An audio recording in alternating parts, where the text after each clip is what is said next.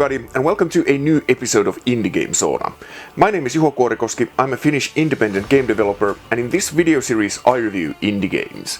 This week's game is called Vlad Circus: Descent into Madness. It's a combination of adventure and survival game. It has its moments, but also some issues. What do I mean by this? Let's go and check it out.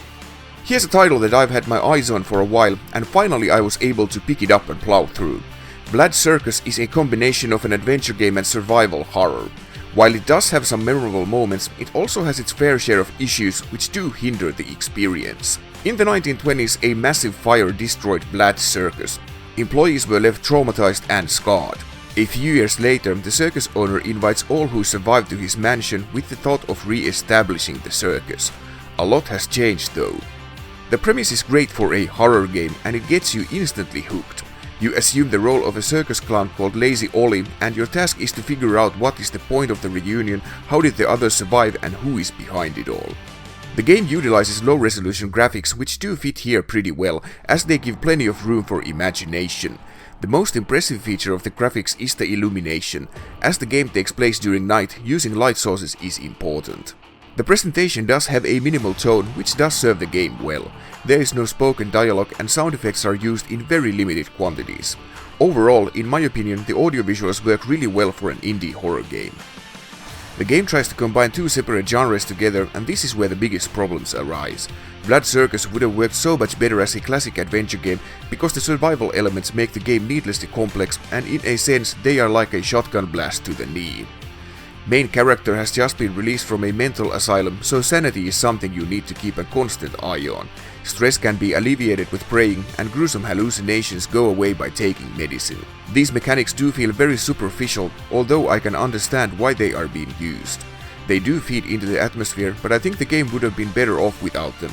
The horror in Vlad Circus would have worked without these elements, and in my opinion, this stuff just takes me away from the game.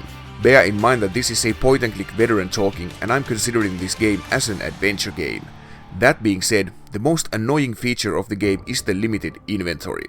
I can't justify its use for the life of me because it just adds boring busywork for the player. You have limited slots for your items, and if your inventory is full, you need to drop something in order to carry something else. If you later need these items, you have to backtrack where you dropped them. You get more inventory slots further down the line, but this does little to fix the issue. In adventure games, the characters haul everything and a kitchen sink in their pockets, but I really don't care about the realism in this regard. I can't find a single good reason to limit the inventory. Trying to find the items you dropped when you need them is super annoying, and it's hard to think that anyone would enjoy a feature like this. There are two difficulty levels. The easier one focuses on the story, the hard mode on the gameplay. Having unlimited inventory slots on the easy mode would fix the issue, because then you could concentrate on the story and the haunting atmosphere, which are the real center points of the game. If you can overlook these issues and consider yourself as a fan of survival games, Vlad Circus is definitely a title worth checking out. But if you are looking for a horror adventure game, I really don't think this right here is what you're looking for. And thanks again for watching. If you enjoy my content, please consider subscribing for this channel. It would mean a lot. I also have my own indie game in the works, a cool 2D point-and-click adventure game set in an infinite hotel. The game is called Hyperdrive In, and it's already on Steam, so you can go ahead and wishlist the game right now. The release is set on October 2024, but we already have a playable demo, so you can visit the Infinite Hotel well beforehand. All the relevant links can be found in the description, as well as a link to the Steam page of Vlad Circus.